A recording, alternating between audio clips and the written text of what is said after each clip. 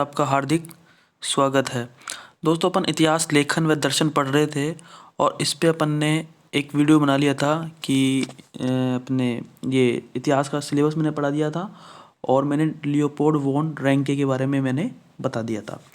अब मैं बात करूँ दोस्तों एक नए टॉपिक के साथ जिसका नाम है सबाल्टर्न स्टडीज। क्या नाम है? Subaltern studies. इसका क्वेश्चन कॉलेज लेक्चर में फिक्स पूछा जाता है, ठीक है। और इसके बारे में अपन देखेंगे कि है क्या और कौन कौन से इतिहासकार हुए हैं जिन्होंने इस पर अध्ययन किया है। फिर दूसरे पढ़ेंगे कि इसके बारे में कि इसको कितने नामों से पुकारा गया है सबाल्टर्न को, ठीक है। इसके बारे में पढ़ेंगे। फिर अपन पढ़ेंगे कि इसके बारे में इसको उपाश्रयी भी कहते हैं, उपाश्रयी, ठीक है, उपाश्रयी भी कहते हैं। फिर अपन पढ़ेंगे कि इसके चरण, इसकी प्रकृति और सबसे पहले भारत के अंदर किसने लागू किया सबाल्टर्न को। और पूरे अगर मैं बात करूं भारत में तो रणजीत गुहा ने इसको स्टार्ट किया, जबकि नाम किसने दिया अपने एंटोनियो ग्राम्सी ने इसका नाम दिया गया। तो पूरा इसके बारे में अपन अध्ययन करेंगे और इतिहासकारों के नाम कौन सा है कौन सा नहीं है, तो इसके बारे में भी अपन अध्ययन करेंगे। तो स्टार्ट करते हैं सबसे पहले, तो चैनल को सब्सक्राइब करें, ठीक है। तो सबाल्टर्न स्टडीज अगर मैं बात करूँगा तो सबसे पहले हम बात करूँ सबाल्टर्न स्टडी है क्या, मतलब है चीज़ है क्या। एक प्रकार क्या है ये, निम्न वर्गीय प्रसंग बोलते हैं या फिर से बोलते हैं अवर अध्ययन। क्या बोलते हैं? निम्न वर्गीय प्रसंग, अवर अध्ययन या उपाश्रयी भी से कहते हैं, उपाश्रयी, ठीक है। इसी को ही कहा जाता है, सबाल्टर्न स्टडीज को ही कहा जाता है। सबसे पहले अपन पढ़ेंगे इसी सबाल्टर्न की प्रकृति, अर्थ, परिभाषा और प्रवर्तक। फिर सबाल्टर्न परियोजना के चरण पढ़ेंगे, उद्देश्य पढ़ेंगे इसके और मूल्यांकन करेंगे, आलोचना और पक्ष में इसके तर्क। तो इसके बारे में अपन पूरा ढंग से पढ़ेंगे। सबसे पहले स्टार्ट करते हैं सबाल्टर्न की प्रकृति। है क्या सबाल्टर्न? तो देखते हो तो इसमें आमजन का, दलित का, कृषकों का, मजदूरों का, आदिवासियों व शोषित वर्ग का इतिहास इसमें लिखा गया है, ठीक है। मतलब कि इसके अंदर आमजन, दलित, कृषक, मजदूर, आदिवासी व शोषित वर्ग का इसमें इतिहास लिखा गया है। इसमें जनता के नज़रिए से इतिहास लेखन पर जोर दिया गया, यानी जनता के जो इसका जनता पर पूरा फोकस पे किया गया है।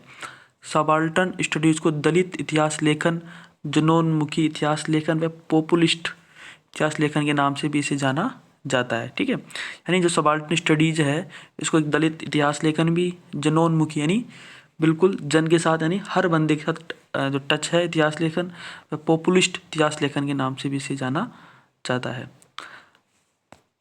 अब मैं बात करूँगा कि मध्यकाल है, मध्यकाल में इंग्लैंड में टेनेंट व सर्फों को सबाल्टर्न कहा जाता था। जो टेनेंट थे या फिर सर्फ, उनका क्या कहा जाता? सबाल्टर्न, निम्न वर्गीय, ठीक है। निम्न वर्ग एक प्रश्न दिया, यानी दलित लोग, मतलब नीचे जो लोग हैं उनको कहा जाता था।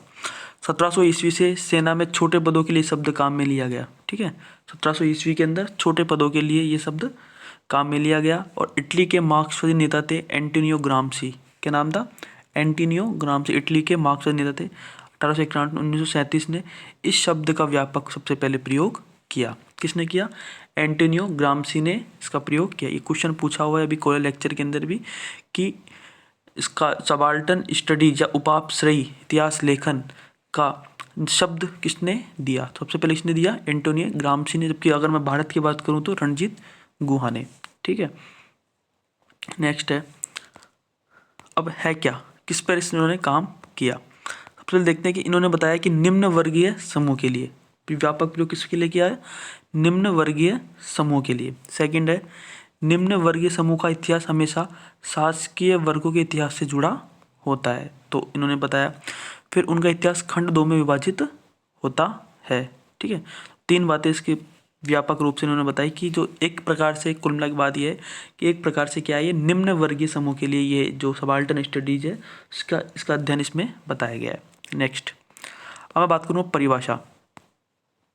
रणजीत गुहा, हाँ, रणजीत गुहा भारत में सबाल्टर्न स्टडी के जनक माने जाते हैं। इन्होंने सबाल्टर्न जो स्टडी परियोजना है इसके 11 खंडों में से आरंभिक 6 खंड लिखे, जबकि शेष 5 खंड अन्य ने लिखे।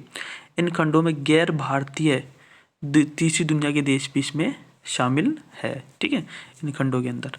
अब मैं बात करूँगा तीसरी दुनिया कौन सी, ठीक है। एक तो हम देखते हैं कि जो एक तो यूएसए वाली जो है विकसित, और तीसरी दुनिया यानी इसमें भारत नहीं है, यानी और भी जो देश है वो भी इसके अंदर देश भी शामिल किया गया है। अब मैं बात करूँगा गुहा, इन्होंने क्या बताया, रणजीत गुहा साहब ने, कि यह शब्द कंसाइज ऑक्सफोर्ड डिक्शनरी से लिया गया है। किससे लिया गया है? कंसाइज ऑक्सफोर्ड डिक्शनरी से लिया गया है, जिसका अर्थ है छोटा पद। इसका प्रयोग दक्षिण एशियाई समाज के अधीन मातहत यानी अधीन वर्ग के लिए किया गया था, जहाँ यह वर्ग जाति, उम्र, जेंडर, लैंगिक भेदभाव व पद के रूप में सामने आता है। मतलब सबसे पहले इसका उपयोग दक्षिण एशियाई समाज के जो अधीन वर्ग है, अधीन वर्ग के लिए, दक्षिण एशियाई समाज के अधीन वर्ग के लिए किया गया था, जहाँ पर यह वर्ग जाति, उम्र, जेंडर, लैंगिक भेदभाव व पद के रूप में सामने आता है। इन्होंने जन व भिन्न निम्न वर्गीयों को एक दूसरे को पर्याय माना।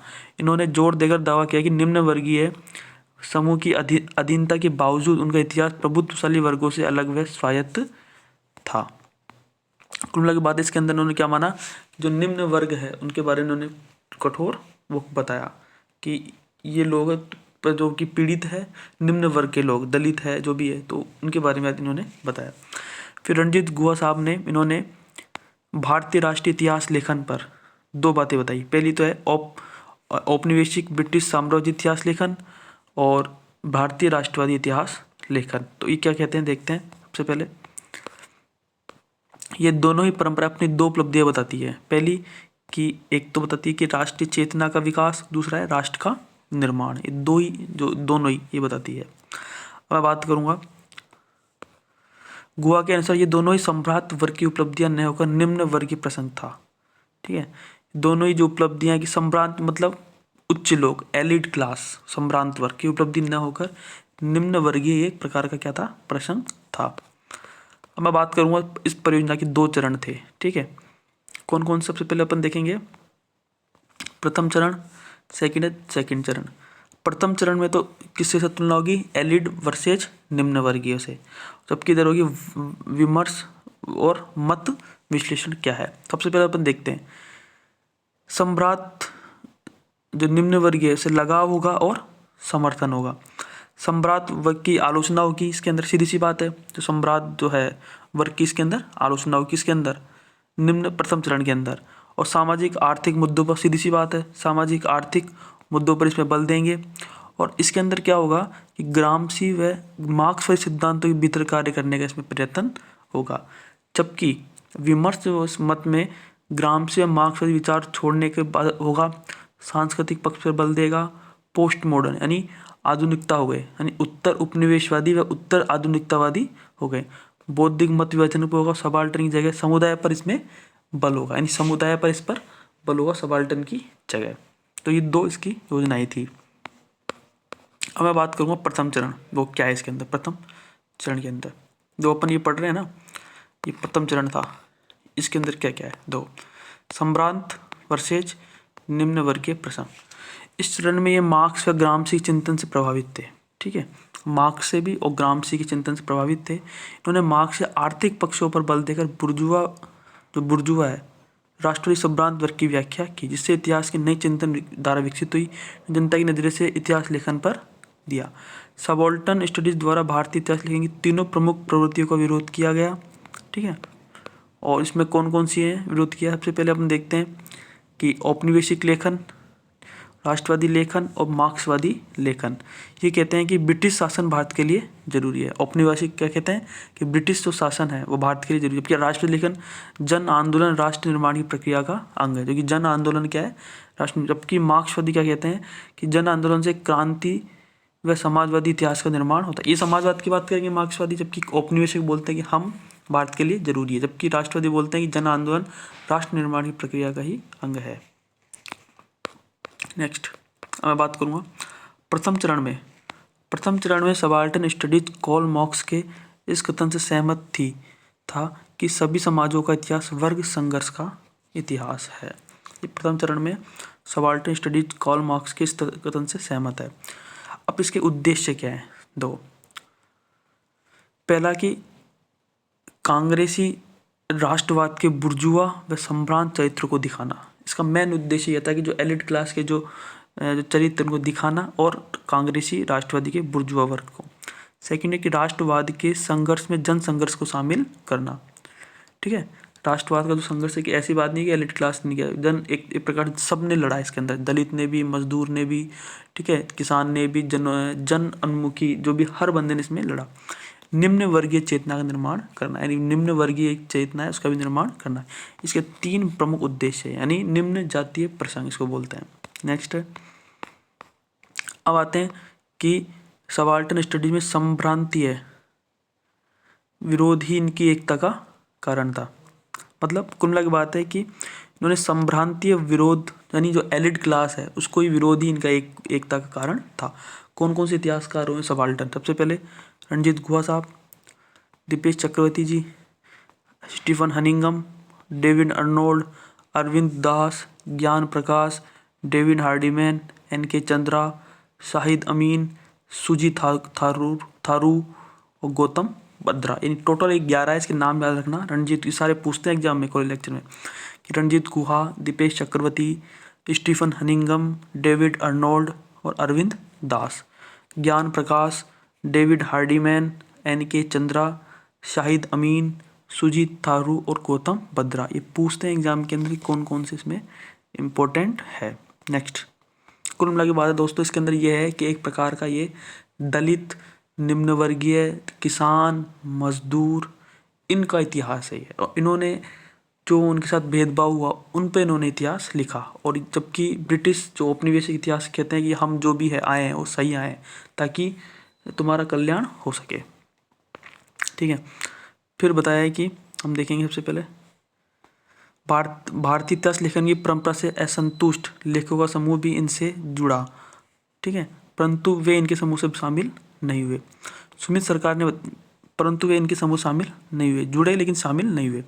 उसमें से सुमित सरकार ने बताया कि सबाल्टर्न पद में मुख्य रूप से 3 साम्राज्य समूह शामिल थे। पहला, कबीलाई व निम्न जाति के कृषक मजदूर, जमीन वाले किसान, ठीक है, जमीन वाले किसान, व उद्योग, खान व बागानों में काम करने वाले मजदूर। यानी इसमें 3 वर्ग वो था शामिल। सबसे पहले तो निम्न जाति के कृषक मजदूर, कबीलाई, जमीन वाले किसान और उद्योग, खान व बागानों में काम करने वाले मजदूर। एक प्रकार से 3 इसके अंदर शामिल थे।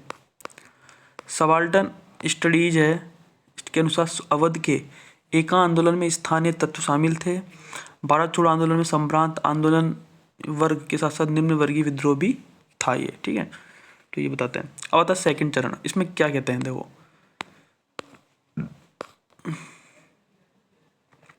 इस चरण में सबाल्टर्न विचारधारा उत्तर आधुनिकतावादी व उत्तर उपनिवेशवाद हो गई थी। इस चरण में जो सबाल्टर्न विचारधारा थी कैसे हो गई थी? पोस्ट मॉडर्न व उत्तर उपनिवेशित हो गई थी।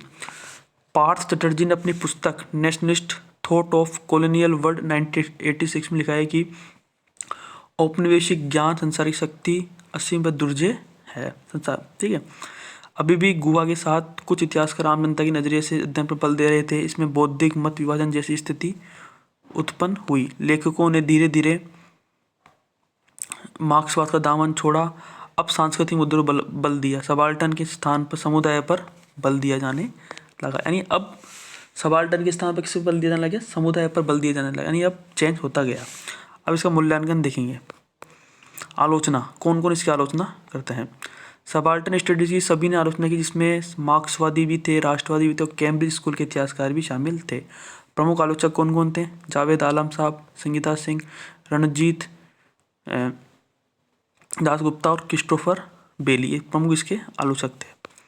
अब मैं बात करूँगा कि पक्ष में तर्क क्या क्या है। तो सबसे पहले रणजीत गुहा ने आलोचकों को करारा जवाब देते हुए उन्हें स्थापित विचारों का वाहक व पुराने जमाने के जंग लगे शिक्षाविद बताया। गुहा ने इसे पागलपन करार देते हुए पक्के पकाए विचारों वाले फकीर पर फकीर बताया, जो टैगोर की कहानी के पागल चौकीदार के समान सब झूठा है कि रट लगाते रहते हैं। फिर अपन देखेंगे कि दीपेश चक्रवर्ती भी होते, इसका अधिक तर्कसंगत जवाब देते हुए आलोचकों की नियति पर सवाल उठाए। सबाल्टर्न इतिहासकारों ने बताया कि राष्ट्रवादी संघर्ष में सब जनता शामिल होती थी। जब जनता शामिल होती थी तो आंदोलन के बारे में उसका नज़रिया अलग होता था और वे अलग ढंग से काम करते थे।